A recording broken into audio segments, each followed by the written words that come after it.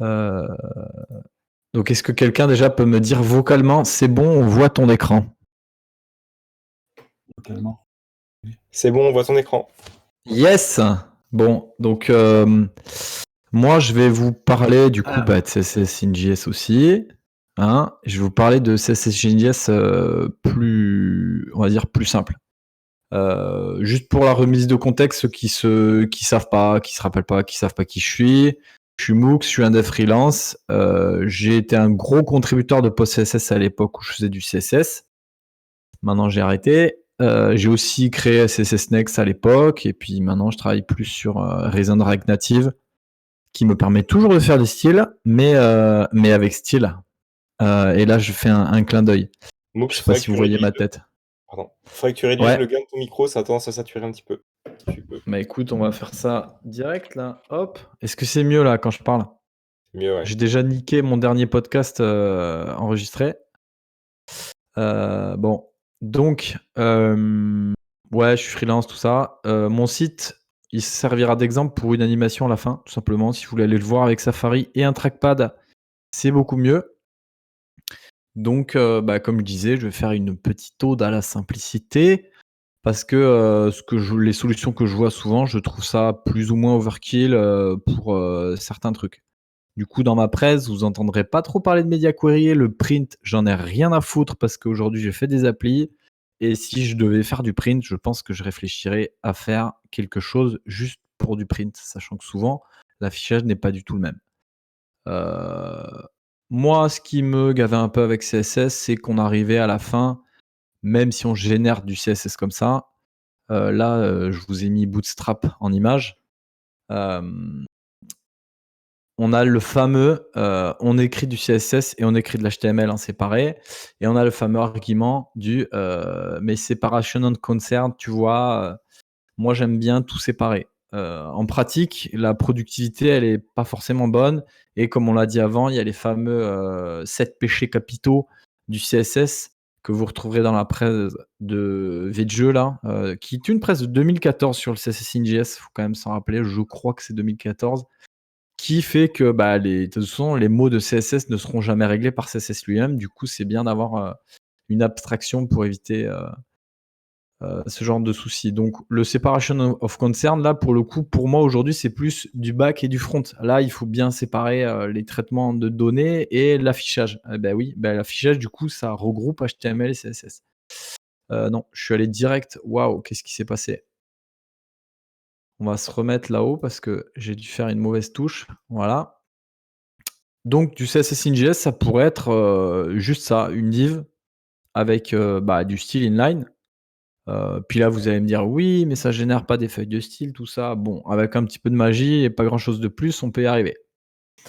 Ça, moi, le seul petit truc que je trouve un peu dommage aujourd'hui, c'est que, on peut faire que du web avec exactement le code que j'ai mis là. Donc si on se fait une toute petite abstraction qui va pas coûter plus cher au début, une abstraction du genre comme ça, une vue et un objet de style, là derrière, au niveau du code qu'on va pouvoir gérer, on va pouvoir gérer plusieurs choses, plusieurs plateformes, plusieurs façons de générer son style, etc. On peut imaginer du coup utiliser des plateformes différentes. En plus du web, on peut utiliser iOS. Grâce à React Native, on peut faire du code iOS, du code Android qui fait des vraies applis rapides Android. Et puis grâce à Microsoft, on peut faire aujourd'hui de manière stable des applis Windows natives, des applis macOS, et il y a même d'autres moteurs de rendu, je vais appeler ça des moteurs de rendu, si vous avez besoin. Donc moi, je vais vous parler principalement de la style sheet, l'API style sheet de React Native qui est ultra simple et qui va vous permettre, par exemple, de valider un petit peu vos styles au runtime.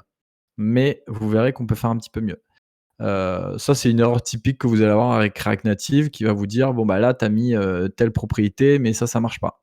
Déjà, ça évite qu'on doive entre guillemets tester son code. On va avoir une erreur en amont puisqu'on peut valider le style avec ça. Ça, c'est par exemple ce que vous avez au niveau d'une style sheet. Donc vous pouvez voir, je vais pas vous reprendre toutes les raisons du fait qu'on n'a pas de sélecteur et tout ça, mais on a un mapping qui est très simple avec des clés et des objets. Donc là, pas de media query, pas de pseudo machin. l'avantage qu'on a, c'est qu'on va avoir quelque chose de simple, finalement. Donc pour les pseudo-éléments, parce qu'il y en a qui vont poser la question: «Qu'est-ce qu'on fait?» Eh ben, les pseudo-éléments, je vous ai mis à chaque fois des petits liens vers des articles, qui développent énormément ce que je vous dis en un slide, en 2 phrases. J'ai mis plein de liens, je vais vous partager le speaker deck, il y a tous les liens qu'il y a avec. Bah, je vous dirais juste, rajouter une putain de div, en fait, et puis voilà, on n'en parle plus, on fait une div, on assume, ça fait pas des problèmes de perf, à moins que vous utilisiez, 550 000 000 de choses. Personnellement, j'ai jamais eu des problèmes de perf, que ce soit sur le web, sur iOS, sur Android ou whatever. Donc ça, c'est un truc à avaler, en fait, de se dire, bah, est-ce que, ce qu'on fait, d'une manière, de jusqu'à aujourd'hui, ce qu'on faisait jusqu'à aujourd'hui, je dis aujourd'hui, mais c'est plutôt jusqu'à 2015, est-ce que c'était vraiment, vraiment la bonne façon? Je ne sais pas. Pour les pseudo-sélecteurs, bah, écoutez, on fait du JS et servez-vous, en fait, du JS. Servez-vous des événements que vous avez quand vous faites du JS, parce que là, le contexte dans lequel je parle, c'est bien entendu, puisqu'on fait du JS, du React.js et qu'on fait du dynamique. Si vraiment vous faites du statique et vous voulez faire du statique, vous avez des outils pour faire du statique et vous pouvez toujours utiliser CSS. Quand vous êtes dans du JS, bah, faites juste du JS, quoi. Faites des events et vous pourrez faire des trucs mieux que du hover, mieux qu'un truc qui toggle avec un transition 7 à 1 seconde. Vous pourrez faire des choses simples dans des composants simples, des briques, des boîtes noires. Cette boîte noire, elle me dit qu'elle fait ça, et à l'intérieur, si elle a envie de gérer son hover, tant mieux. Et vous allez me dire: «Oui, mais si je partage des trucs», bah, vous faites un composant bas niveau. Par exemple, si vous regardez les API de React Native, je dis React Native à chaque fois, mais il y a un truc qui s'appelle React Native Web, je le rappelle, donc je vais pas dire à chaque fois React Native Web, mais je pense que si vous faites du web, c'est carrément mieux de faire, du React Native, sur le web. Twitter.com, par exemple, il est fait en React Native Web et c'est pas réutilisé, sur, iOS, Android, qui ont des vraies applis natives, mais ils ont décidé de faire du React Native like parce que c'était une bonne abstraction pour faire des applis. Et puis les sélecteurs, what the fuck là, bah, moi je dis: «C'est tant mieux, en fait, de pas en avoir». On évite les effets de bord, on n'a pas des dépendances, on va dire des dépendances implicites qui sortent de n'importe où. On sait exactement ce qui va se passer parce qu'on n'a pas des sélecteurs qui vont taper, plus bas dans l'arbre, partout. Et du coup, on peut isoler nos styles de manière plus certaine. Par exemple, si vous utilisez React Native Web, chaque view, en fait, a l'équivalent d'un reset. Et les textes, c'est pareil. Si vous mettez un nœud texte, dans un autre nœud texte, il aura la même taille. Mais voilà, pour, React Native Web, par exemple, dès que vous utilisez du texte, vous pouvez mettre des font size que sur des textes. Du coup, vous n'avez pas de problème de mettre la font size sur une view, et cetera. Vous avez, le truc qui se passe à l'endroit où il se passe, j'affiche du texte, là, c'est là que je vais gérer sa font size, et c'est pas 3 parents plus haut ou 4 parents plus haut et que je vais gérer des effets de bord. Vous avez des choses, au plus local, on va dire. Pour le responsive, gros sujet parce que je vois que là, il y a eu beaucoup de questions sur le responsive. Je dirais que moi, je vois plusieurs problématiques à mon avis. Je dirais que souvent, on n'a pas besoin de tant de enfin, moi, personnellement, j'ai remarqué que j'avais pas tant de besoin de responsive que ça, et les moments où j'en ai eu besoin, c'était pour faire des choses bien différentes. Du coup, je me rappelle que j'ai fait un site qui est un site, statique mais avec du React à la Next là, JS. J'avais 2 media queries, en fait. Des media queries qui me disaient, parce que je voulais que j'ai tout le statut, pardon, le style, qu'elle soit dispo, en site statique qui marche sans le JavaScript, parce qu'on a envie de faire ça. Donc j'avais 2 media queries en gros qui changeaient le menu, la navigation, en fonction qu'on soit sur mobile, un iPhone ou un Android, où on avait une petite, tab bar en bas, ou qu'on soit sur desktop où là on se dit: «Bah, on est sur desktop, on a plus de place potentiellement». Quand je dis desktop, c'est un ordi, et que du coup, bah, là, on a un menu qui soit pas forcément dans le droit, qui soit en haut de l'appli, et cetera. Hem, il y a aussi des moyens de faire du responsive sans media query. C'est complètement possible, en fait, si vous utilisez bien Flex, ou des grids, ce que vous voulez. Bon, les grids, moi, c'est pas du tout mon délire, mais moi, personnellement, j'arrive très souvent à faire on va dire, du responsive sans media query. Et en fait, quand vous faites du React Native slash React Native Web, vous avez un truc qui est mieux, en fait, que les media queries qui, à mon avis, ne répondent pas aux besoins, basiques de dire: j'ai une place dispo et je m'en occupe. Parce que les media queries, c'est toujours, j'ai une taille d'écran. Sauf que qu'est-ce que vous faites si vous voulez un même composant? Je fais perso, ça m'est jamais arrivé, à part quand je faisais un dashboard il y a quelques années. Donc les gens qui font du dashboard, ça va leur parler, pas forcément les autres. Qu'est-ce que vous faites si vous avez un même composant qui est utilisé 2 fois dans la page, mais qui a un endroit où il a plus de place que l'autre? Les media queries ne vont pas vous permettre de répondre à ça. Ça fait des années qu'il y a des gens qui attendent d'avoir des API pour les éléments de query. En l'occurrence, vous avez un truc qui s'appelle OnLayout avec React Native Web, qui va vous donner, après le premier rendu, donc vous avez un rendu où le truc va pouvoir prendre sa place, s'il a du flex ou quoi, et vous allez avoir en fait avec cette API une taille disponible et des coordonnées. Donc vous savez où se place votre bloc, où se place votre vue et quelle dimension elle a. Et à partir de là, dedans, vous pouvez mettre des styles dynamiques qui vont dire, si j'ai tant de place, je vais afficher ça, si j'ai tant de place, je vais afficher ça. Vous êtes dans du JS, profitez-en. Encore une fois, mon contexte, il parle là principalement d'appli en JS. Si vous avez des cas particuliers, l'avantage aussi, c'est que quand vous faites du CSS in JS simple, vous pouvez tout simplement, si vous avez, je sais pas moi, une espèce de tableau et que vous avez certains éléments, que vous voulez afficher une couleur de fond différente, des trucs un petit peu, des edge cases, on va dire, en fait, quand vous êtes dans du JS, vous embêtez pas. Vous mettez votre petit bout de style inline dans du JS parce que c'est beaucoup plus productif de faire ça sur l'instant, en fait. Allez pas essayer de chercher des NTH plus 2 plus je me rappelle jamais de cette API 1 CSS qui me file la gerbe. J'ai besoin de faire un truc, je fais un modulo et puis je fous un background color, sur mon tableau et on n'en parle plus. Du coup, en pratique, à quoi va ressembler le code? Parce que là, je vous parle un petit peu, mais je vous ai pas montré trop de code. Je pense pas que ce soit super utile pour, mes propos. Mais à quoi ça va correspondre? Donc moi, j'ai un peu 3, on va dire que je mélange trois façons de faire un petit peu pour éviter, peut-être d'avoir tous les œufs dans le même panier. D'ailleurs, je me rappelle d'un projet sur lequel j'ai bossé, qui aujourd'hui est un très gros projet, maintenu par une très belle personne, qui a écrit beaucoup des articles que j'ai mis, quelque chose en bas. Je dirai pas son nom, vous le trouverez tout seul. Qui est en fait, à un moment, on avait, au début, on avait du CSS, on a incorporé du CSS module, donc on avait CSS et CSS module en même temps, et puis après on a ajouté du CSS in JS, je sais plus quelle méthode on avait à l'époque, mais c'était il y a quelques années. Et en fait, on avait, plusieurs façons. On s'est pas dit: «Tiens, tout d'un coup, il faut absolument que j'utilise que du stylet de machin, que du stylet de bidule». On avait, plusieurs façons en même temps et c'était pas grave, en fait. Et au fur et à mesure, quand on passait sur un composant, on se disait: «Tiens, celui-là, on va le toucher, donc je vais virer ça et je vais itérer sur ma nouvelle façon, du moment». Donc moi, ce que j'ai aujourd'hui, c'est un peu de style, disons, statique avec, des indirections. Donc j'ai du naming, j'appelle pas spécialement des propriétés CSS, explicitement. J'ai une espèce de feuille statique, une feuille de style statique que j'utilise à certains endroits, notamment si j'ai des composants qui sont pas spécialement réutilisables, par exemple un écran qui va afficher quelques trucs. Je vais taper dans cette feuille de style, qui a des indirections, pour, centrer des choses et cetera, sans me faire chier à me retaper, des trucs basiques. Tout à l'heure, on avait un exemple avec du flex center je sais pas quoi, qui appelait 4 propriétés CSS, c'est un peu le même délire. Après j'ai des composants. Donc c'est le deuxième point que j'ai mis là, un peu de spacer, donc le fameux spacer.gif. Il y a un article qui a circulé il y a pas très longtemps sur internet à propos du spacer.gif en version, JS quoi. Ça j'utilise à mort ou des wrappers, donc je vais vous montrer après un petit exemple d'un truc que j'appelle la spaced view, qui me permet de gérer tout ce qui est les espacements dans mon appli avec ces 2 composants-là, un spacer et une spaced view et une indirection à base de lettres comme les tailles de t-shirt qui est assez limpide.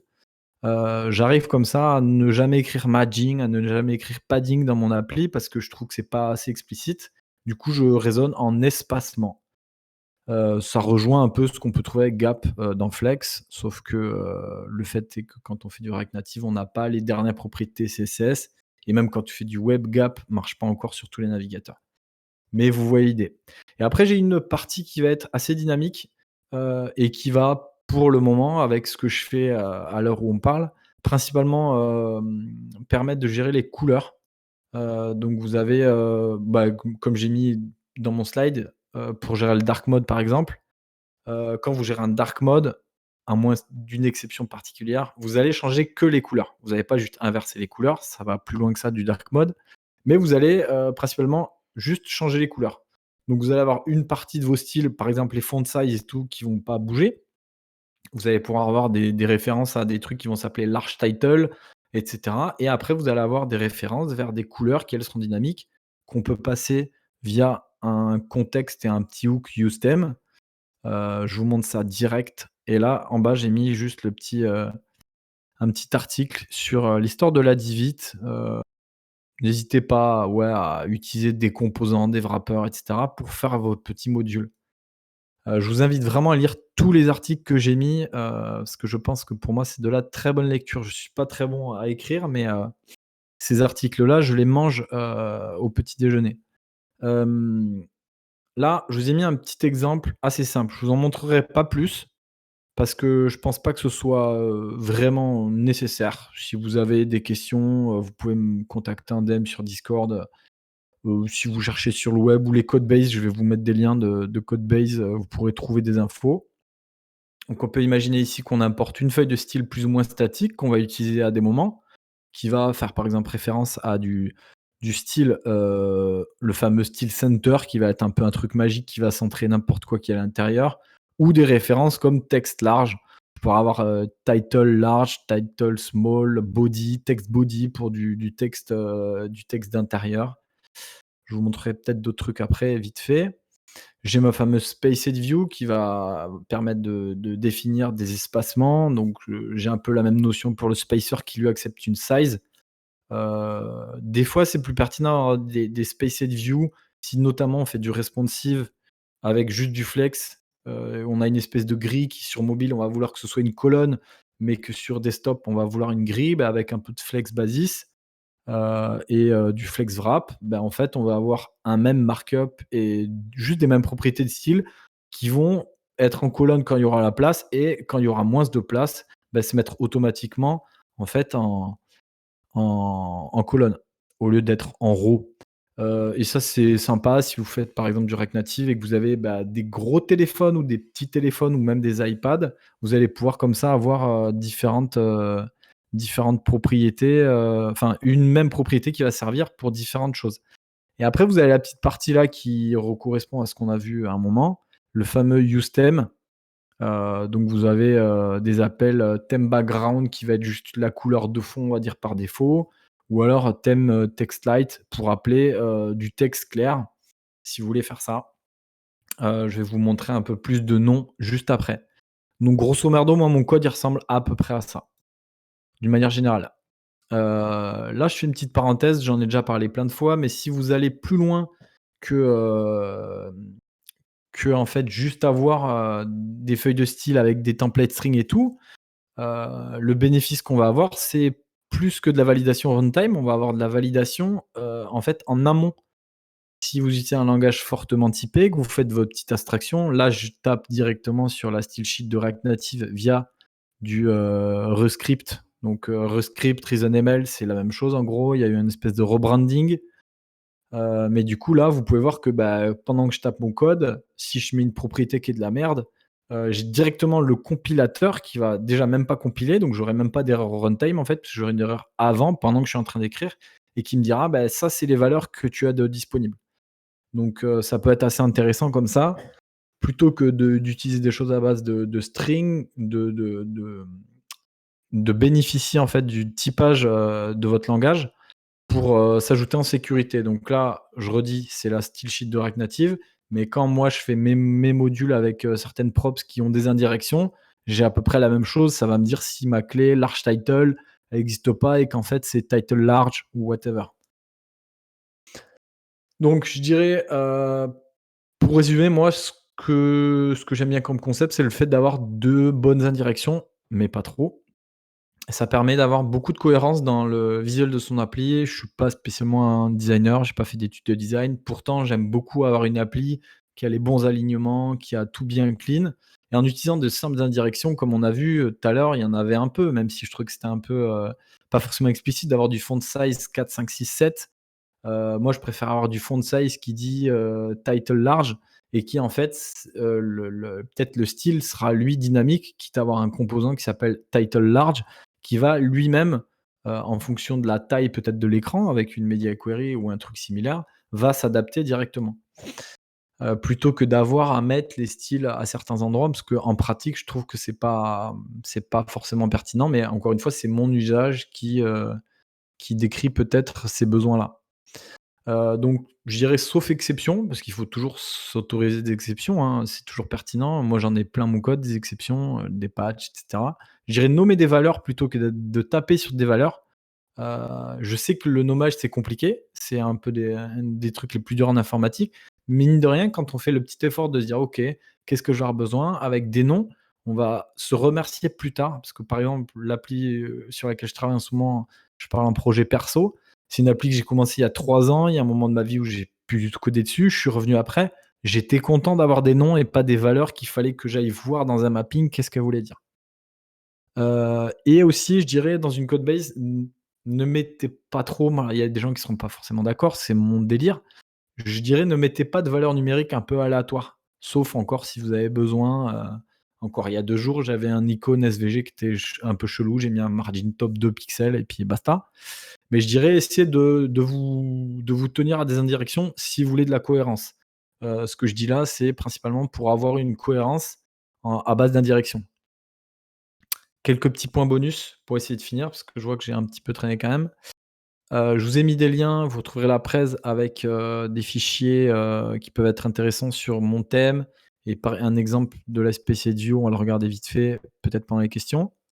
Si vous utilisez du React Native, avec des propriétés d'accessibilité, vous n'avez pas à vous faire chier à vous dire: «Oui, mais qu'est-ce que je veux contrôler l'élément HTML que je vais avoir». Là, je vous ai mis des exemples, c'est un screenshot de la doc. Vous utilisez des views avec des rôles d'accessibilité. Ce qui est intéressant, c'est que ces rôles d'accessibilité, ils vont être mappés aussi sur d'autres plateformes. Par exemple, sur iOS ou Android, ça va être mappé avec les bons éléments. Comme ça, vous avez une belle abstraction qui va pouvoir s'adapter à votre plateforme. Et puis s'il y a des plateformes qui les implémentent pas, bah, ça ignore et on n'en parle plus. Et comme vous pouvez le voir, on a les boutons dans React Native Web qui sont faits avec des divs qui ont un rôle bouton et ça marche très bien avec un petit index 0. Faut pas forcément se prendre la tête à vouloir faire le purée, c'est-à-dire: «Ouais, je veux absolument un bouton». En vrai, ça apporte quoi? Pas grand-chose. Il y a les histoires de: «Oui, mais les lecteurs d'écran et tout». En vrai, un lecteur d'écran avec une div rôle bouton, un tab index 0, ça marche très bien. Ça marche juste très bien, j'en parlerai même pas plus. Donc n'ayez pas peur de fait de ne pas contrôler le markup, vous pouvez avoir, une gestion du markup et puis au pire, vous faites, vos propres implémentations pour le web de certains composants. Si vous utilisez React Native ou React Native Web avec Webpack ou peu importe, vous pouvez faire des fichiers avec une implémentation web, une implémentation par plateforme, machin.web.js, vous mettez, un petit tricks dans le résolveur de Webpack et on n'en parle plus. Ce qui est cool aussi avec React Native, Web Style Sheet, c'est que ça fait du CSS, ça fait du CSS ultra clean. Si vous ouvrez en fait Twitter, vous avez du CSS atomique, interstellaire là, si vous voulez, faire le puriste en termes de benchmark, React Native, Web a son propre, bundle de benchmark qui, je crois, nettoie le cache pour éviter qu'il y ait, des histoires de cache quand on fasse des benches, qui soient bénéficiaires pour, certaines, solutions pas ouf. Là, vous pouvez voir que vous avez un DOM qui peut-être vous le trouvez très moche, mais il est très fonctionnel. Twitter est complètement accessible au clavier et cetera et vous avez du CSS atomique interstellaire. Heu, Ça répondra, je pense, à certaines questions. Pour ce qui est des animations, les transitions et tout, quand vous êtes dans du JS, moi, je trouve ça beaucoup plus pratique de faire des animations à base de Spring, à base de trucs qui démarrent en fonction du curseur et cetera. En fonction vous pouvez faire des animations avec de la vélocité et cetera, chose que vous pouvez très difficilement faire avec CSS. C'est beaucoup plus pratique de faire des animations en JS. Ça ne veut pas dire qu'elles sont performantes, vous pouvez avoir des animations très performantes. Je peux vous montrer un petit truc après, mais je pense qu'avec le fait du streaming, ça va laguer un peu. Et puis vous aurez des trucs un peu plus réalistes aussi. Donc pour finir, faites vos briques, à mon avis, petit à petit, plutôt que de sauter sur tel ou tel lib. Avancez, vraiment à votre besoin et ne faites pas d'abstraction prématurée sur: «Oui, je vais avoir besoin de tel truc à tel endroit». Faites du code quand vous voyez que vraiment vous avez un pattern qui se reproduit, qui est vraiment similaire. Là, faites-vous des composants et mettez vos styles à l'intérieur et on n'en parle plus. Je sais qu'il y en a qui vont me répondre: «Oui, mais tout ça, je peux déjà le faire en CSS». Alors vous avez probablement un effort de maintenance supérieur, ça c'est certain. Vous allez avoir besoin de rigueur que vous n'aurez pas besoin si vous utilisez, la bonne lib avec la bonne abstraction et le bon langage qui va vous aider en fait à ne pas avoir à vous faire chier. Vous n'aurez pas à vous poser la question: «Est-ce que je dois supprimer CSS? Est-ce que je dois pas supprimer CSS? Est-ce que je dois ajouter un linter qui va vérifier si CSS il est utilisé ou pas?» Vous n'aurez rien là, vous supprimez un composant, son style est là à l'intérieur et on n'en parle plus. CSS, faut se rappeler qu'à la base, il a été fait pour faire des genres de skins sur des documents, hein, parce qu'à la base, c'est ça. Et le côté modifiable, en fait, il a pas de sens pour moi quand on veut faire un produit de qualité. Prenez Twitter, au début, les gens gueulaient: «Oh là là, mais moi, je peux plus utiliser», mais on s'en fout, en fait. Twitter, il a envie que son produit, il ait tel style, qu'il soit pas spécialement modifiable parce qu'ils ont réfléchi à leur UX et cetera et c'est très bien comme ça, en fait. Et si vous-même, vous faites des produits, vous avez pas envie forcément que tout le monde s'amuse à bidouiller vos produits. Et vous pouvez très bien faire quelque chose d'accessible. Encore une fois, Twitter est un site super accessible, une appli super accessible. Alors tout ce que je dis là, ça colle pas forcément à votre besoin du moment, mais prenez le temps de juste écouter mon propos et dire pourquoi ce type-là, il fait ça maintenant. Encore une fois, je vous remets un article, pourquoi j'ai arrêté d'utiliser CSS. Je crois qu'il est assez vieux maintenant, mais il est toujours d'actualité. Donc faut éviter les réactions, épidermiques aux propos qu'on peut avoir et dites-vous: «Bah, peut-être ce mec s'il fait ça, c'est que pour lui c'est pertinent et que ça répond à un besoin» et gardez juste en tête que peut-être un jour vous aurez besoin de faire des choses comme ça, que ça peut être des solutions. Donc vous bloquez pas sur, votre habitude. Les choix, c'est toujours une histoire de compromis. Encore un article sur les compromis fantastique sur Putain de Code. J'ai écrit aucun des articles que j'ai liés sauf un peut-être, hein. Donc n'ayez pas peur d'utiliser des choses, simples. N'ayez pas peur que votre code, il ait l'air stupide. S'il l'est, c'est peut-être très bien. Encore un article sur Putain de Code, celui-là, il est tout frais, sur, écrire du code stupide. C'est vraiment, pour moi, la base de la vie, en fait. L'intérêt du code stupide, c'est qu'il va être facile à lire. Le petit exemple que je vous ai mis tout à l'heure, je pense que tout le monde sera d'accord pour dire que c'était simple. Ça pique les yeux à personne. C'est peut-être verbeux, mais c'est simple. C'est concentré à l'endroit où vous en avez besoin. Vous avez du code explicite, pas d'effet de bord, lié au sélecteur, au pseudo-element, au peu importe et vous avez du code supprimable puisqu'il est très souvent utilisé seulement là où il est utilisé. Concernant ma petite feuille de style, statique, c'est un truc assez light. On va passer aux questions, mais je pense qu'avant, je vais vous montrer très, très vite un peu de code. Pour mon thème, par exemple, j'ai, des parties light, parties dark. Voilà, j'ai des petites indirections. Je vais peut-être monter le code un peu sur GitHub. Vous retrouverez tout ça en lien et j'ai un petit truc, un use theme en bas qui est assez con, qui appelle un truc en fonction. Bon, pareil qu'avant, c'est avec un provider, du coup, vous pouvez changer ça dans vos paramètres et ça rafraîchit et j'ai un système de mapping avec, certaines, affaires. Très vite parce que là, je vois que je déborde. Un truc, voilà à quoi ressemble ma Spaced View, elle est vraiment très bête. Elle a des tailles, on peut pas se tromper, il y a des espacements qui sont définis. Vu que je suis un mec cool, j'ai laissé la possibilité de mettre un spacer avec n'importe quoi et le code, il est, plutôt très simple. On va pas dans des trucs et en général, mes composants de très bas niveau, ils sont pas beaucoup plus compliqués que ça. Ceux qui aiment les petits fichiers, de 50 lignes seront ravis. Et puis voilà à quoi peut ressembler, un bout de mon code, ça c'est une page d'accueil de mon projet, vous avez une petite spaced view qui appelle, des espacements. On appelle, du align center, qui est du style statique, un peu de style dynamique et puis un peu de style inline parce que pourquoi pas? Là, j'avais la flemme de me faire chier et puis c'était très bien comme ça. Et puis pour du texte, j'appelle des parties statiques, donc du texte, un titre niveau 1 parce que je veux qu'il soit assez gros. Je gère mon poids parce que Android, c'est de la merde à niveau, font weight, donc j'ai un petit mapping délire et puis après j'ai une partie purement, dynamique qui elle provient du contexte avec le fameux hooks de tout à l'heure et voilà, mon code il pique pas trop les yeux je trouve. Il est plus ou moins responsive, dans la mesure du possible, sans media query. Je fais pas du print, je fais des applis, donc le print, je m'en bats la race et puis voilà. Après si j'ai besoin d'autres petits composants qui sont réutilisables, notamment là, j'ai un petit composant que j'appelle, list item qui correspond à ce que vous pouvez avoir dans iOS, par exemple dans les vues des settings, c'est un list item avec un petit icône à gauche. Vous aurez un composant qui ressemble à peu près à ça. Posez vos questions, feu, je vais aller lire vos trucs. Et je vais couper mon stream peut-être, tout de suite là. Questions, il y en a eu pas mal. Oh là là, mais ça a parlé 82 messages, mais j'ai tout perdu là. Est-ce que je coupe pas mon écran? Je vais couper mon stream là tout de suite parce qu'il sert pas à grand Pas une chose, je pense. question. Il y avait des discussions autour de ce que tu disais, des discussions plus générales sur le CSS in JS Ouais. aussi. Moi j'ai une question qui est plus pour le public, parce que je crois que j'ai la réponse. Finalement, ta manière de bosser et celles que j'ai présentées sont pas antinomiques du tout. Ah non, non, non, non, non, c'est globalement la même chose. C'est juste le langage, la syntaxe, c'est la finalité est assez similaire. On bosse à base d'indirection. Moi, je préfère juste des trucs verbeux qui ont l'air plus simples sur le papier, mais voilà.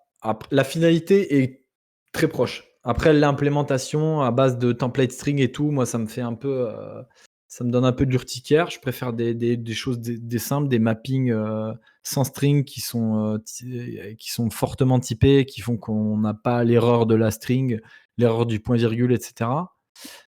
Mais ouais, effectivement, c'est très très proche en termes de finalité. Je vais aller regarder un peu peut-être les autres questions. Ah ouais. Ok. Je reprends un peu du début. Je vais pas avoir le temps de tout lire. Je vais peut-être regarder la fin. Ouais, voilà. Non, le meet-up, je dirais pas que j'ai quand même pris le temps de parler. C'est pas pour dire allez juste lire tous les articles du putain de code, même si je pense que c'est intéressant. Mathias met beaucoup de temps quand il écrit. Principalement, j'ai cité Mathias. Il y a un article de Georges aussi.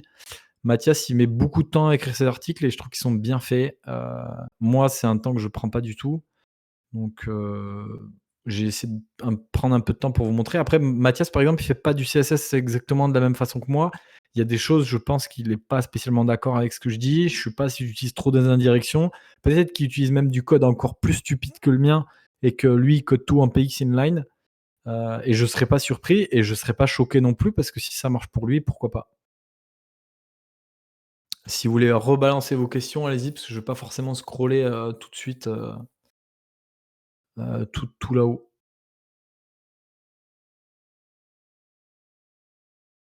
Eh ben, les gens se cassent sans dire au revoir. Allons-y.